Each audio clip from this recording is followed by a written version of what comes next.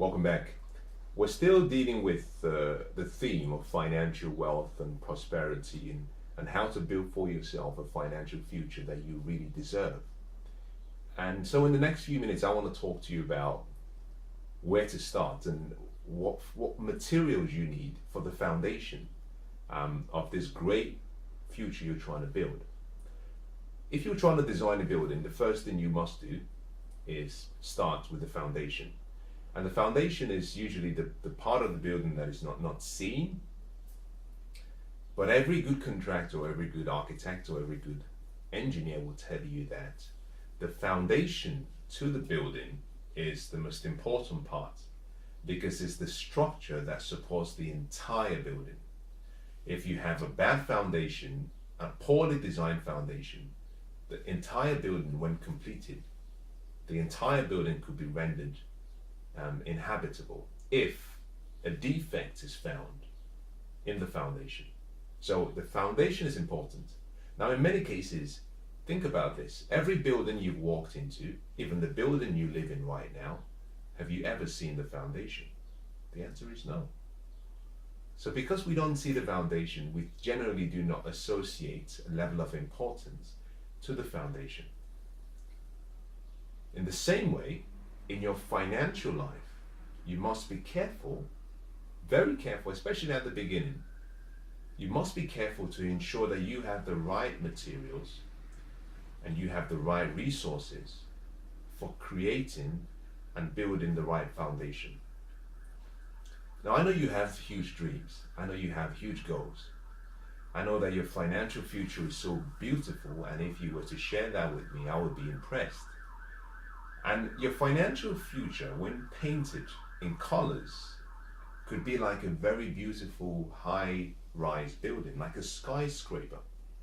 If you've traveled to parts of Dubai, if you've traveled to parts of most of the developed and thriving nations around the world, you may have come across some very tall buildings, elegant buildings, buildings that you awe at. You know, in London we have some great buildings. We have the Shard.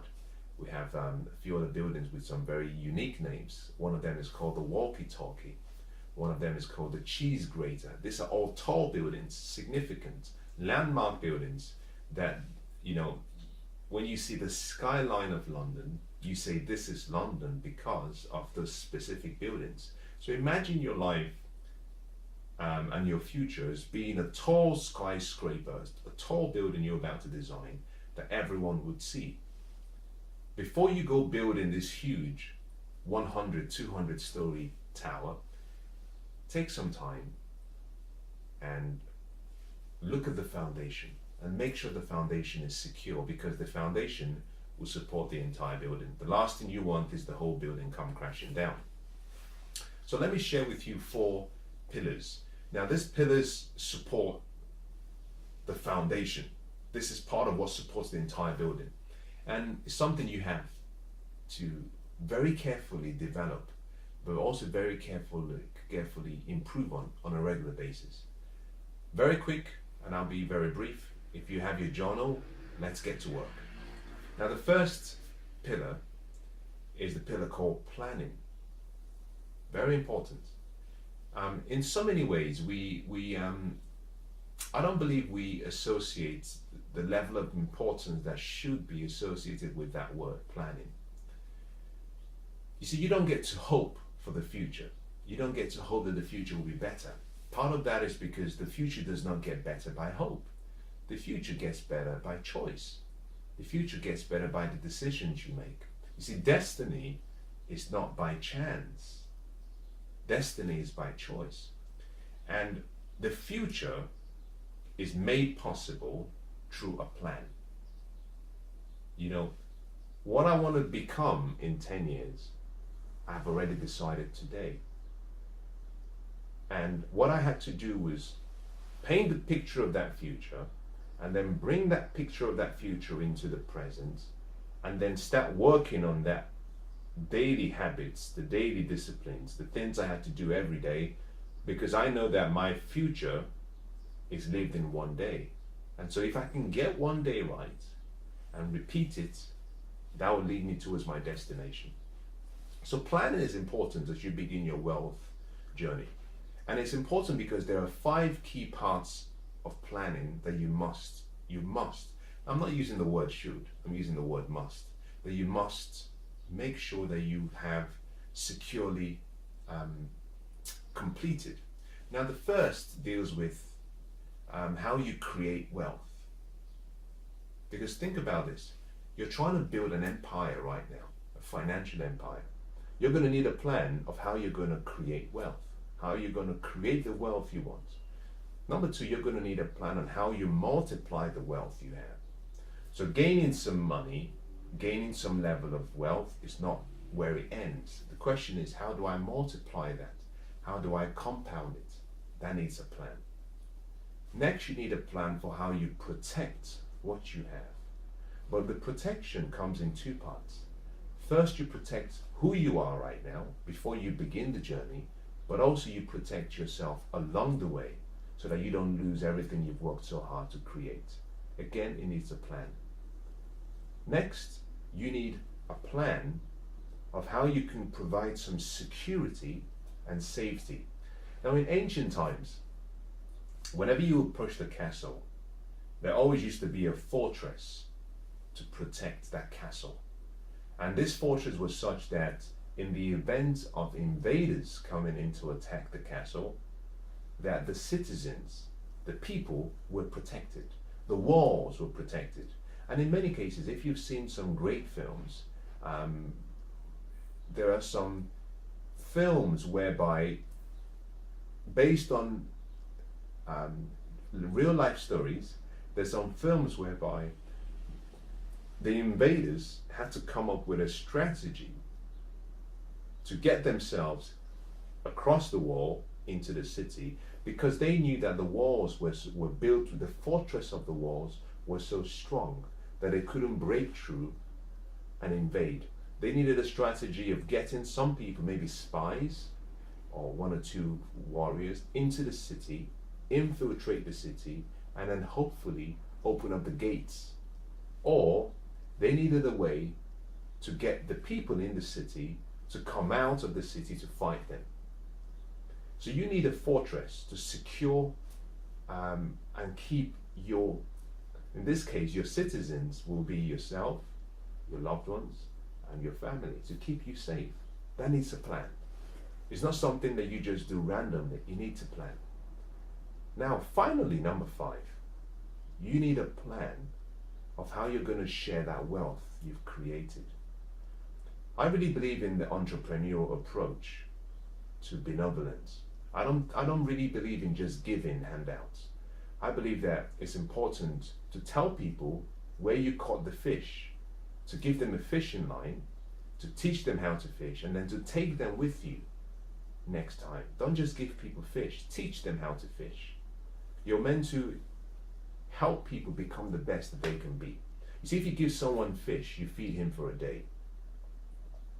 If you give someone fish, you feed him. It could be a her, it could be a him, doesn't matter. I'm not being gender specific here, but if you give someone fish, you feed them for a day. If you teach them how to fish, not only do you feed them for a lifetime, but you feed a generation, you feed a community, because now they can teach all the other people that come after them. So it's important you apply some planning even with your giving and your sharing of your wealth. So planning is important. That's the first pillar. You've got to study it. You've got to have a plan. See, planning is simply deciding the future, bringing the future into the present so you can do something about it. All success begins with a plan. Napoleon Bonaparte was a remarkable warrior, not a great person, but he had a great, phenomenal mind and a strategy for winning wars. And he always used to say, your plan, the quality, your victory is hidden in your plan. Yes, you need to execute, you need to take action, but your plan lays out everything. If you have a badly laid out plan, you'll fail.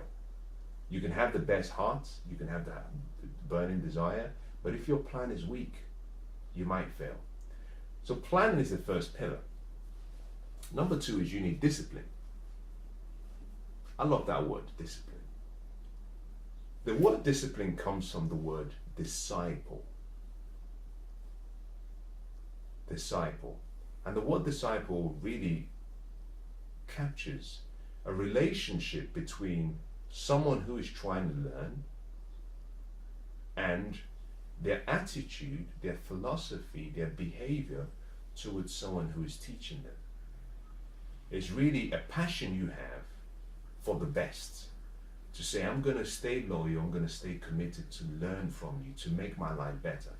So discipline is important in wealth. And part of the reason discipline is important is because successful people do daily and consistently what the average person would do occasionally. That's the difference. There's no mystery to it. What you do daily decides who you become. Your ability to develop the wealth habits, the wealth behaviors, the wealth methods of thinking, the attitudes of wealth, and practice it consistently and daily decides your success. But to do that, you need discipline. And the purpose of discipline itself is to help you form a habit. Think about this. At a young age, you were taught and you were probably instructed, and if you have a child, you know this too. If you have a child, every morning you have to show them, if they have, teeth, you have to show them how to brush their teeth. You got to wake them up and take them to the bathroom and have them brush their teeth. In some cases, you have to stay there with them. But one of the things you find is that as they grow older, you no longer have to tell them.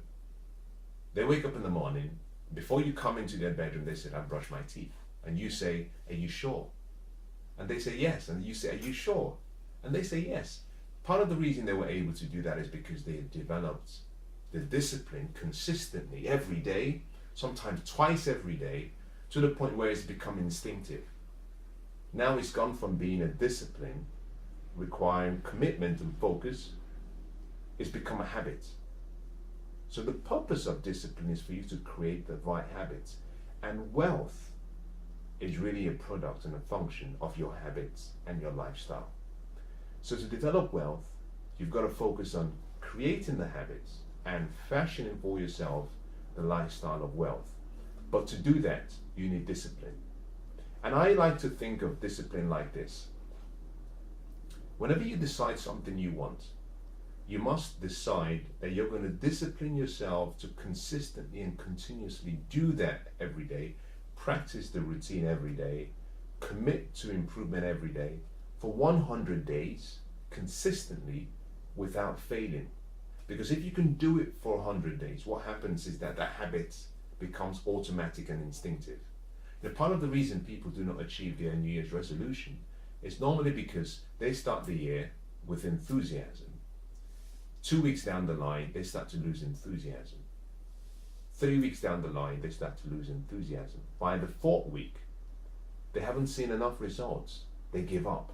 They don't understand that just like the Chinese bamboo tree, where you plant the tree in the soil, you water the soil, you cultivate the soil, you look after the soil, and you see nothing. You do that for 4 years, you see nothing. But in the 5th year, if you continue to water and plant and care for the soil, in the 5th year, finally it breaks through the ground. And within a space of 5 weeks, it grows by more than 90 feet tall. Now between year 1 and year 4, nothing happens. In year 5, within 5 weeks, it grows much. Literally, if you were standing in front of the tree, you could literally see the tree growing in front of you. That's the way you would see it, because it's growing so instantaneously and so fast. That's how life is. Sometimes you might put in the sacrifice and see nothing. It doesn't mean that it's not working. You've got to understand that there is a season for sowing and there is a season for reaping, but you never do both of them at the same time. So discipline is important. Discipline to be able to make yourself do consistently within a 100-day period what other people will not do. So going back to the New Year's resolution, by the 4th week, most people have given up. But if they're able to discipline themselves for 3 months, that takes them to 90 days. They do again for another few weeks, boom, 100 days. What you find is that they've now conditioned themselves to continue to repeat those activities And success is a product, not of your passion. Success is a product of your habits, your routine, your rituals. What you do daily decides your success. So discipline is important. I think discipline is perhaps one of the strongest pillars, because if you cannot discipline yourself long enough, then you cannot form the habits. And if you do not have the habits, you do not have the lifestyle, it's impossible to remain successful. It's impossible to be wealthy. Now, what are the things you'll be disciplining yourself for? Instant gratification. Ooh, that needs discipline. Instant gratification. I think that's perhaps one of the greatest, what I call thieves of our destiny. This desire we have, that we want it now, that we cannot delay, we cannot wait, that robs so many people of their destinies. Now, what else would you have to discipline yourself? You've got to discipline yourself on your desires. You see, wealth is not accumulated from what you earn. Wealth is a result of what you do with what you earn. And it's a long journey. It's a long process. It requires a lot of discipline. You sacrificing so much so that you can... What you're doing with wealth and what you earn is you're taking a portion of what you earn in the present and you're sending it into the future. And during the journey into the future, it multiplies. That requires discipline. So you have to discipline yourself to avoid all forms of, immediate gratification. You have to discipline yourself to control your desires. The desires you've had for luxury items, for wants, for liabilities, they all need to be controlled. You see, the difference between who I am today and who I used to be is simply this. Before, I used to focus on a job. I used to focus on what I was going to earn as an income. And then eventually, by studying all of my successful mentors and wealth mentors, I realized that I had the wrong philosophy. That my philosophy should have been to focus on creating profits through investments, not through my earnings. So I changed my philosophy, and I had to start where I was, which is I have a job, so I have an earning. But what I did is I started converting my income and channeling part of my income to investments, to buying assets. And those assets were going up in value, but also those assets were paying me an income. That's how I started. So you have to discipline yourself. And to do that, I had to literally, let me give you a good example. When I started, I had to get rid of my car because I realized that my car was a liability. It was costing me money every month. I only drove my car once a week. In most cases, I never drove my car for social gatherings because, I worked very hard. During the week, I was always at work. By the time I got home, it was late. At the weekend, if I had to go out in the evening on a Friday or on a Saturday, I wanted to be able to relax and have fun. If I wanted to have a drink, which meant I couldn't drive because it wasn't safe for myself or for the people on the road. So I would take a taxi. So I would never go out driving. I wouldn't go out driving. So my car was never used. As a matter of fact, I only used to use my car on a Sunday. Back then, I would just say, okay, when it's a Sunday, it's a nice day, I'm just going to drive around, because I had this obligation that I had this car sitting there. I was paying insurance. I was paying all the other repair, servicing costs. I was paying for the fuel. I was paying so much for the car that I decided I've got to get rid of the car. So I got rid of my car. I cut down on my personal expenses, the luxury things I wanted, the lifestyles, things that I had always given myself to make me feel significant. I took it down. I went through my life and I went through all of my expenses and all of my liabilities, and everything that was a liability, I said had to go. Had to go. And then I channeled all those resources, all that money, I channeled it and I put that in my active investment account. And then I started using that to buy assets. Now here's where it gets quite interesting. I had to discipline myself for a short period to do that. But there was a goal. The goal, and what I had learned from one of my mentors, was if you want to buy liabilities, if if you want to buy a car, if you want to buy things that do not increase in value, then you must buy your assets first and then use the income from your assets to buy your liabilities. So don't use your original equity. Save your equity, keep it safe in an asset that increases in value, then use your income from that asset to pay for the liabilities. So you want to buy a car. Did you know that if you buy a car, brand new car, as soon as you drive the car out of the lot, as soon as you drive the car out, if you just turned around and you were to come back within a minute, the car has already lost between 20 and 30% of its value. Now tell me that that is financially intelligent. Now you see why I had to learn. You have to discipline yourself, where you say a lot of my liabilities and my luxury items, I'm going to have to put this on hold. There is no benefit of keeping up with the Joneses. The Joneses are broke. So there's no need trying to keep up with the Joneses. Think about your future. Think about your future. So you've got to delay instant gratification, cut back on your desires. Now you've got to discipline yourself to change who you are. There's so many things I can talk about discipline for the next 2 hours. But let me move on to the third pillar, because I think you're probably getting bored with discipline. See, discipline is not a word that is sexy enough. Passion is sexy, inspiration, motivation. But when we talk about discipline, everybody goes quiet. But the key is that discipline is the true virtue upon which all success virtues are anchored. Let's talk about the next pillar. Pillar number 3, sacrifice. Ooh, I love that word. I love that word, sacrifice. I love that word. Wealth.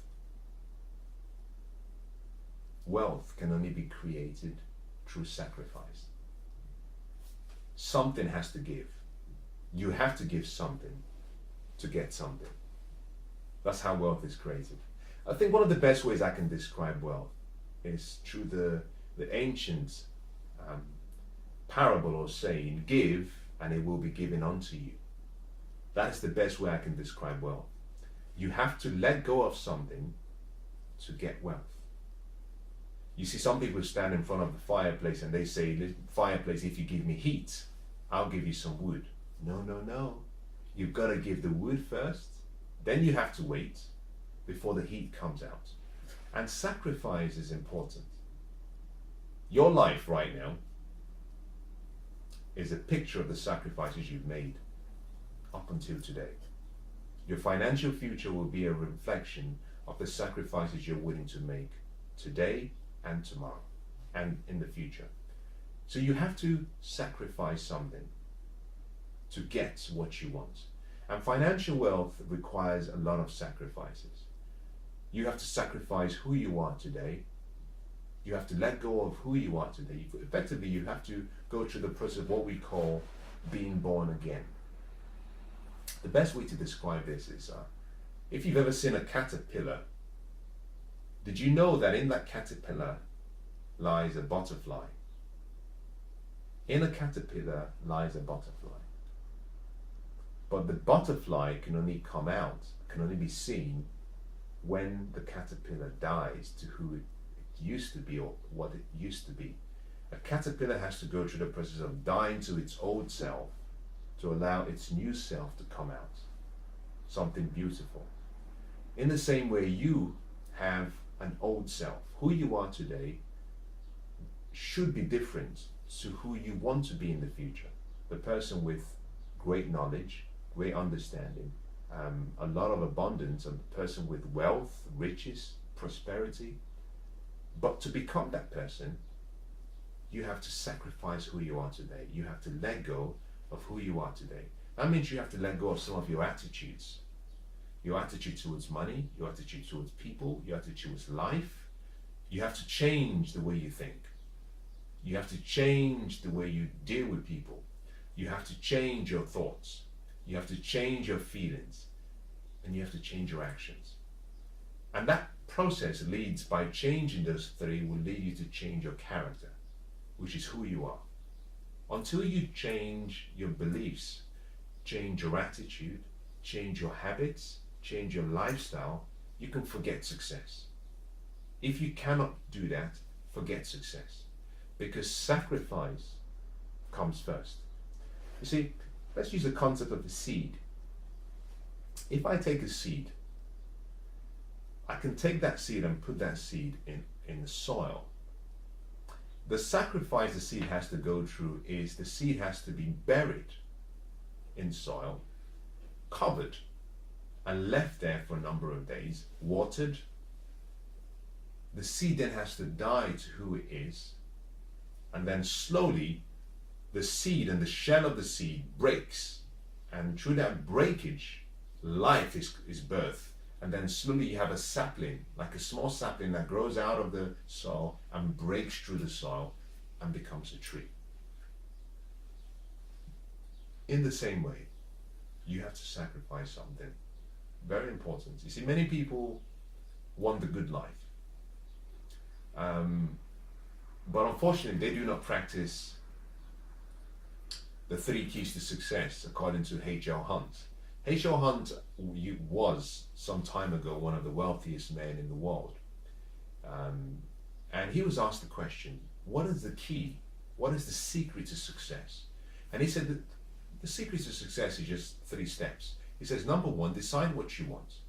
Number 2, determine the price you have to pay to achieve it. And then number 3, he says, pay the price. Really that simple.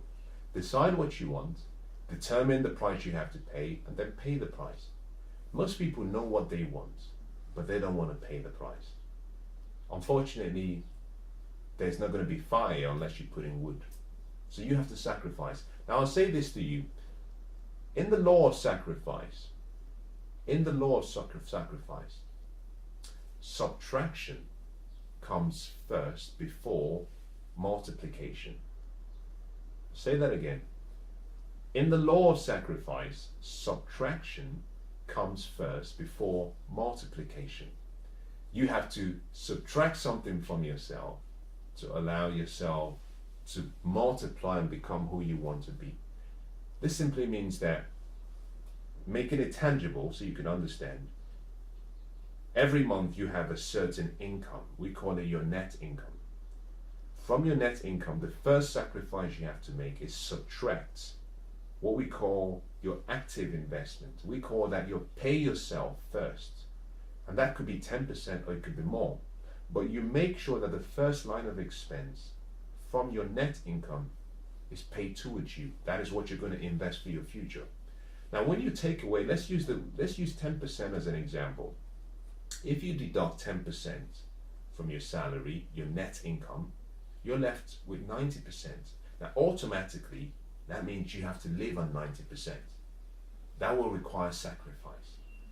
But by taking away this 10%, if you do that for a number of years, and you invest that in a great investment vehicle with a good plan, what you find is that your investment starts to grow, that in maybe 5-10 years, it's multiplied, and the income you're getting from the investment, but also the appreciation in the value of that investment has gone up so much that the subtraction you did at the start is only a small fraction of what you now have, because now the little you have has multiplied into something great.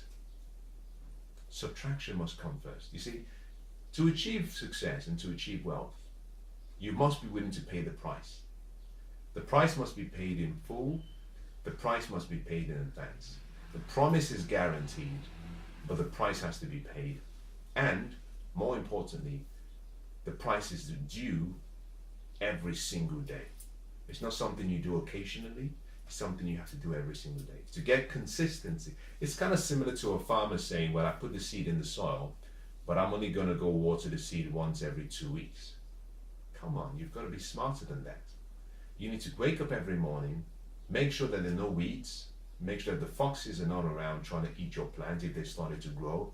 You've got to care for that seed the way that a mother cares for a child, to protect the child until the child has grown enough to care for themselves.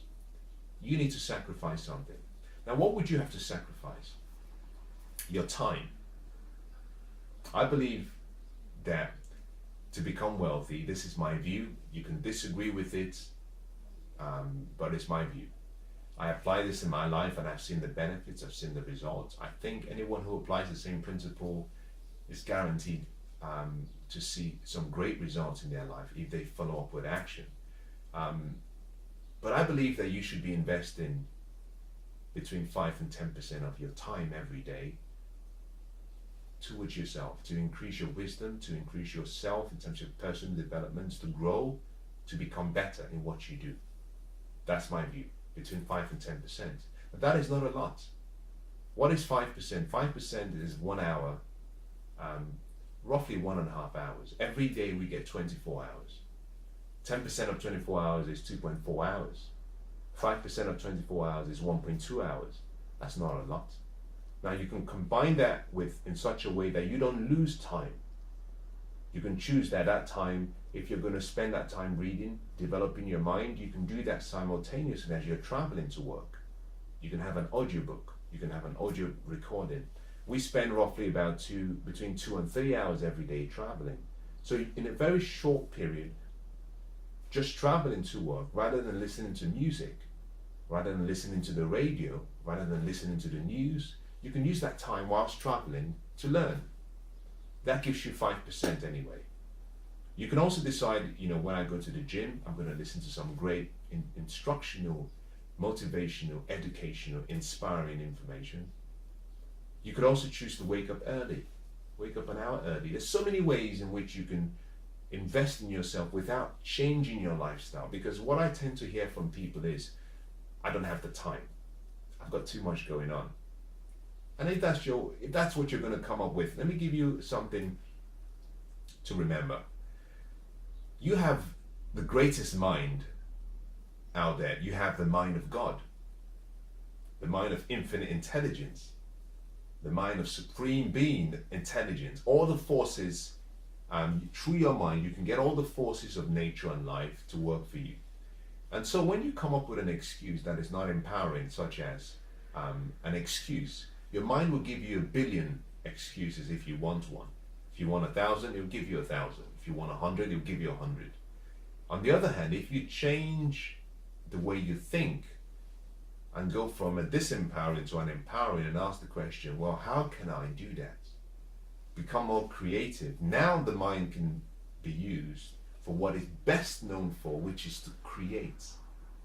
To create. So you have to sacrifice your time. You have to sacrifice your money. And I wouldn't use the word sacrifice for money or time. I'm really going to say invest. Because if you say sacrifice, it means you're losing it. Now, what is sacrifice? Sacrifice is simply where you give up something of value for something of greater perceived value. But most people don't like the word sacrifice because it seems to signify that you're losing something. You're not. You're investing. And every investor will tell you this, that the first question they would always ask is, what's the return on my investment? What is the ROI? That's the same question I ask. It's so, in my life, because of the changes I've had, everything I do now, I'm always asking the question, what's the ROI? As I'm doing this and sharing this with you, in my mind, my question is, what's my ROI? What's the return on my investment?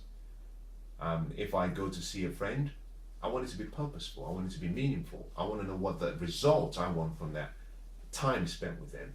I don't just want to turn up and just... The reason is because my time is my life.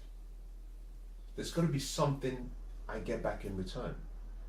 I don't mind investing the time, but I want it to be meaningful. I want it to be beneficial to them. So my return, for example, could be fulfillment.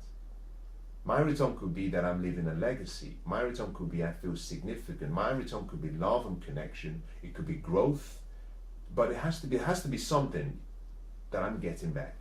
And so I don't want you to see sacrifice in the conventional way, because what you're doing is investing. You have to invest between 5 and 10% of your time. And similarly, you have to invest, in my opinion, between 5 and 10% of your money in yourself. I'll say that again. You have to invest between 5 and 10% of your time and between 5 and 10% of your money, your income every month, in yourself. To increase your wisdom, to get better. Buy books, find a coach, find a mentor, go to events, Do anything you can do that helps you become the best you can be. If you're thinking you're going to get wealthy on a cheap budget, I think you should think again. It's going to cost you a lot. It's going to cost you a lot.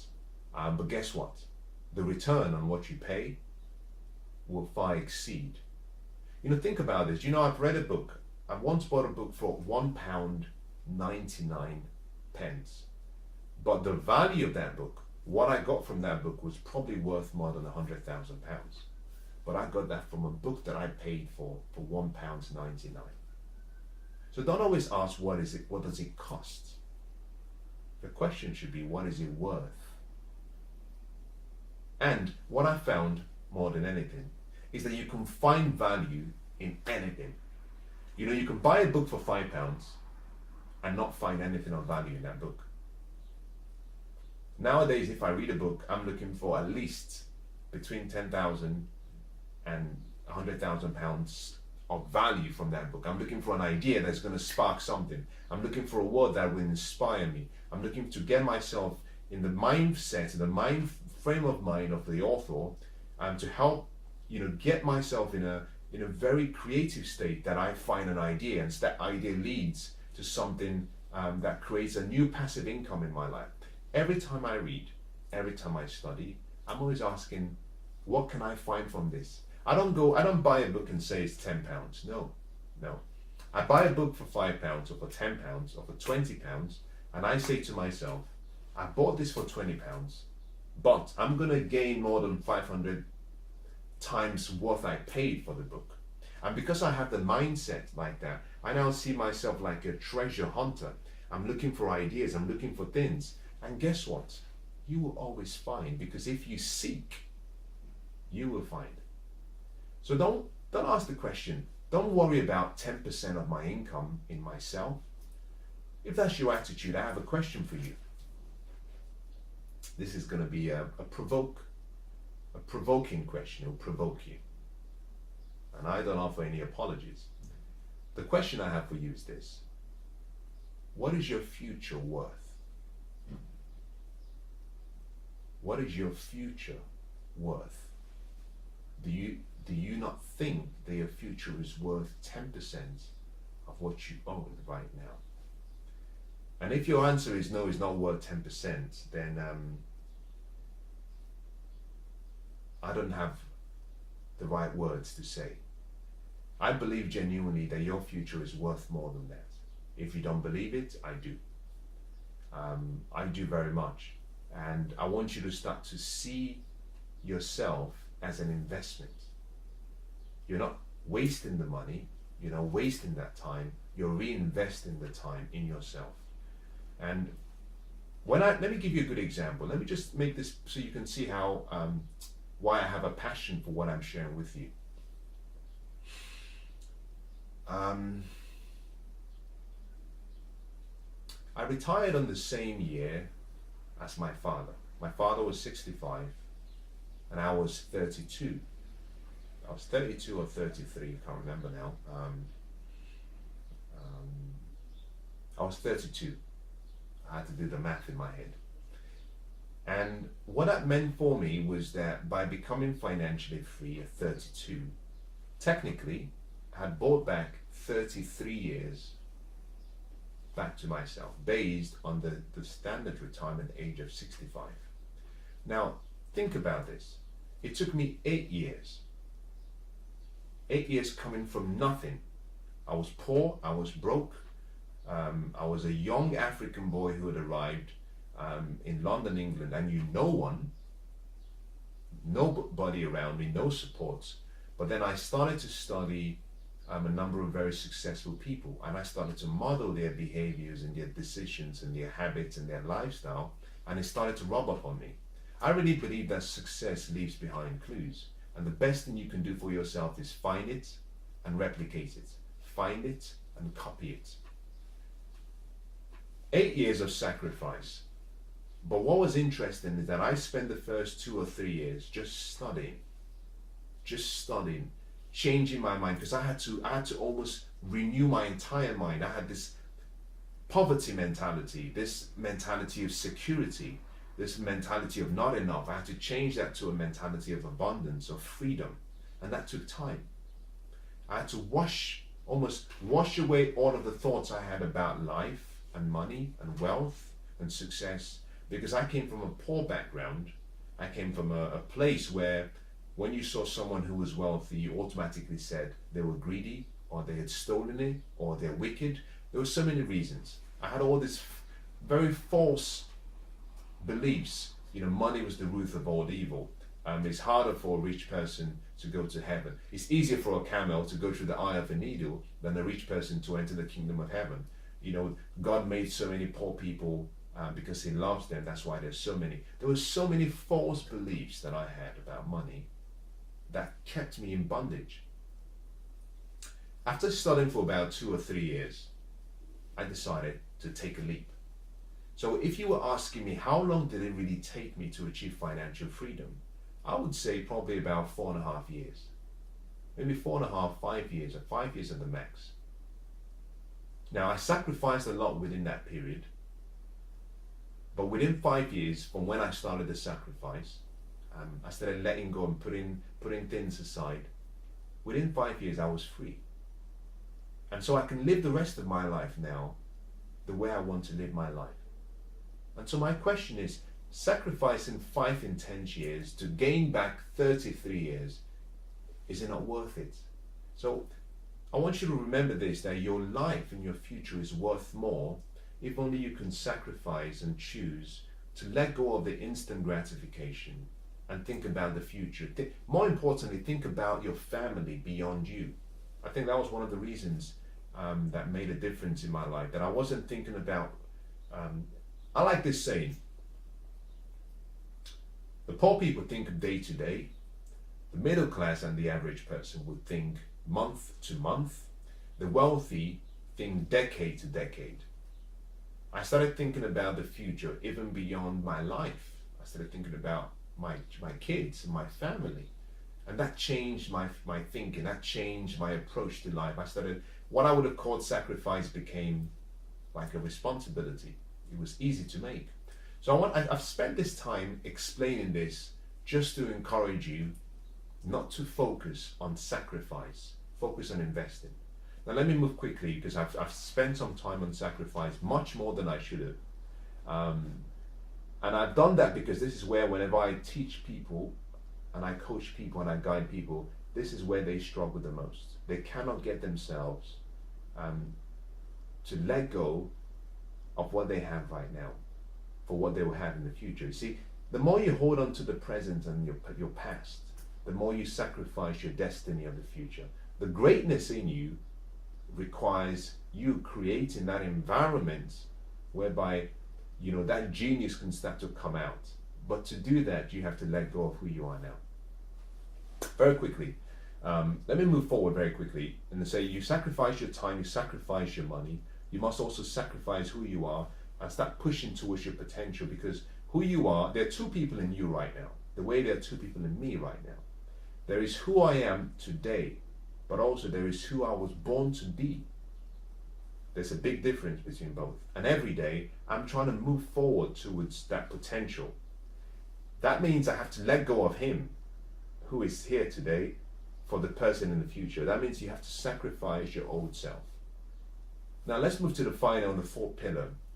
And the 4th pillar for wealth is patience. Patience. I wish I could take the time I want to talk to you about patience. Success, wealth, like I said previously, is not a microwaved dish. It's a slowly cooked meal. It takes time. It takes time. The beauty is the time. There's a difference between when you sow and when you reap. There's a season for sowing, there's a season for reaping. In between both seasons is a period we call waiting. Your success depends on what you do in between both seasons. You see, because if you plant the seed According to the laws of the universe, according to the laws of life, a harvest should be guaranteed. But the harvest depends on what you do in between. And patience is that waiting phase. Success is achieved when you've applied the daily disciplines and you've exercised patience. Now, patience doesn't mean you sit back and do nothing. No. Patience simply means you water the seed, you look after the soil, you expect the seed to happen, you start preparing for the seed, you start preparing for the harvest, but it requires patience. Most people confuse wealth with the get-rich-quick schemes. This is not the lottery. This is not marrying into wealth. This is not, falling on some windfall. Patience is where you develop the muscles to help you become who you really should be. And I think most people, and I'm going to use one example as I conclude. Most people are like farmers. I'm going to use the Chinese bamboo tree as a good example. The Chinese bamboo tree, if you've heard me talk about this previously, it's a unique tree. When planted, although you plant and you water it, for the first 4 years, and that is 48 months, nothing happens. There's no change. You water the ground, you look after the ground, you cultivate it, you care for the ground, nothing happens. There is no evidence that the seed or that there is a tree that is going to grow. Zero. But in the fifth year, it breaks through the ground. Within the space of 5 weeks, it grows by more than 90 feet tall. The question is, does it grow 90 feet in 5 years? Or does it grow 90 feet tall in 1 year? Now, let that ponder in your mind for a while. But let me say this. A lot of people are making the mistake of, they plant the seed, they wait for 1 year, it doesn't show up. They dig out the seed, they say the soil is bad, they go to somewhere else, they plant the seed again, they wait for 2 years, nothing shows up. They dig it up again, they go to another location, because they haven't understood that there are principles by which life functions. Success is like a science. Wealth is really a science. If you obey the laws, the results are guaranteed. The results and the principles are infallible. The results are guaranteed. If you follow the directions, if you obey the laws, the principles, the rules, you get what you want. It's guaranteed. Because they don't understand this, they keep moving from one soil to another. Why? They don't have the patience. They don't have the patience. I'll summarize by saying this. If you're not willing to exercise at least 10 years in creating wealth and creating true wealth, if you're not willing to sacrifice 10 years as a minimum, forget it. It might come before then. But if you're not willing to think long term, because that is one of the keys, the difference between the successful and the average is successful who think long term. They don't think year to year only, they're thinking decades to decades. They're making business plans for 30, 40 years. You have to think long term. I like Warren Buffett. One of the things he says that is one of the investment strategies he always uses is he always assesses the investment based on the long-term viability, not the short-term. He doesn't buy a company based on what is valued right now. His question is, what value would my investment create in 20 years, 30 years, 40 years? And that is why there are very few wealthy people or rich people. Because we have been conditioned to live in the now. My generation, I don't know about who you are, how old you are, what generation you're from, but my generation, we live in the generation where we believe that we're entitled to everything. I call it the entitlement generation. We want to do it now. We think life owes us everything. And if we can't get it now, forget it. You're going to need patience. And the wealth journey and the foundation to wealth is important. Now, I started teaching by talking about a building and the foundation of a building. If you go back to a contractor and you say to a contractor, what is the most important activity of everything you're going to do to create this beautiful skyscraper? The contractor will tell you that is the foundation. But one of the reasons why the foundation is the most important is because although you may have mixed all the various materials, although you may have laid the foundation right, now you have to wait for the foundation to set. Once it's set properly, now you can start to build.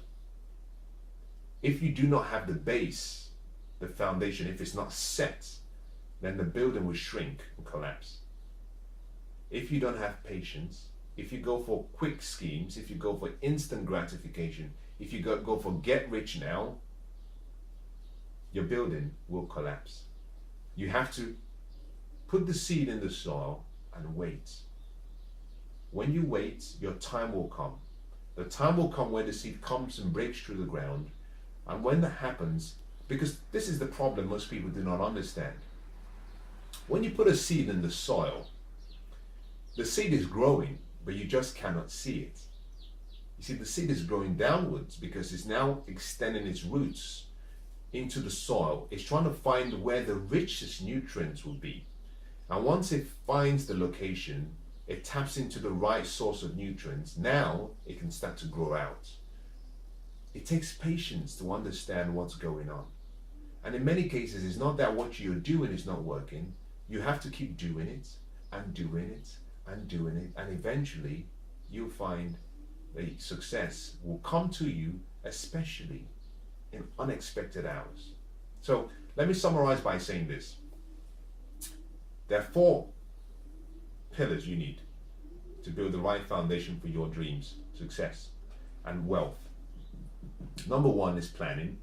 Number 2, discipline. Number 3, sacrifice. And number 4, patience.